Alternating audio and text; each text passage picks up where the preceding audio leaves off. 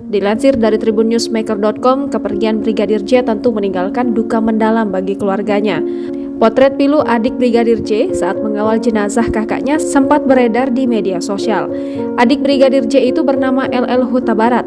Dia juga berprofesi sebagai polisi, pangkatnya Brigadir Polisi 2. Bintara muda ini sehari-hari bertugas di Yanma Mabes Polri. Namun, pasca peristiwa tersebut, pihak keluarga meminta LL Huta Barat untuk mengajukan mutasi dari Mabes Polri ke Jambi.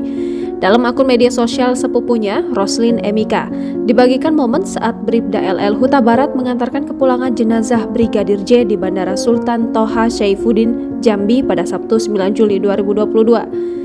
Setibanya Bribda LL Huta Barat di bandara, ia langsung berpelukan dengan Roslin Emika dan larut dalam kesedihan.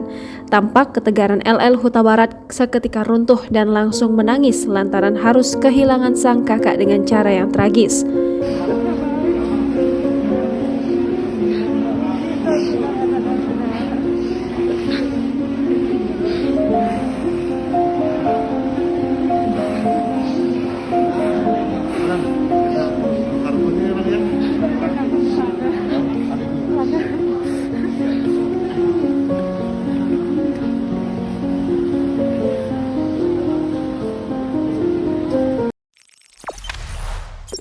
Jangan lupa subscribe, share, komen, dan like ya!